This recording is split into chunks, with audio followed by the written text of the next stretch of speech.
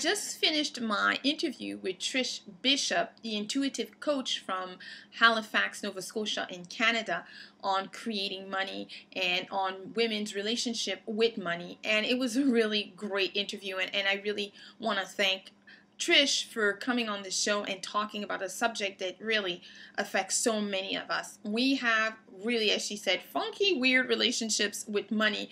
And the reality is, it is going to be the longest relationship we have in our lives, because the minute you start spending money, you're going to have that relationship with money.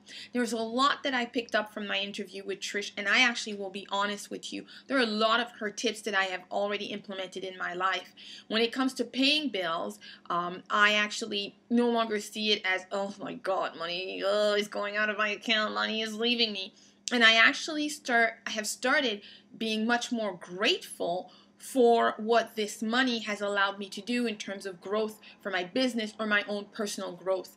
I also have started on checks writing, maybe not the little smiley faces, I'm not there yet, but I definitely have started writing thank you on my checks in the little memo area. And honestly, when you think about it, without these services, without these people who are helping me grow my business or in my life, I mean, where would I be? Because I can't do it alone. It takes a village, and you've got to pay the village. So I think that's one of the biggest lessons that I've learned from Trish. And of course, the whole idea that money is really about energy, and that if you start having a much more comfortable, much better relationship with money, then you start opening yourself. And again, that other interview we did with Trish on fear, you start breaking down that fear that you have in terms of seeing money as lack, and you start accepting the fact that, you know, abundance is yours if you just take the right steps. Because as you know, I'm not about all woo-woo and no action. It's all about action.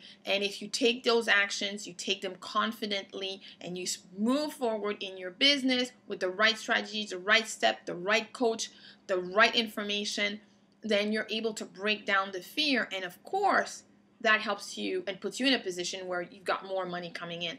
But in the meantime, as you're dealing with your current situation, I invite you to watch Trish's interview again and start looking at money differently, especially when it's time to pay your bills, and start having a better relationship with it.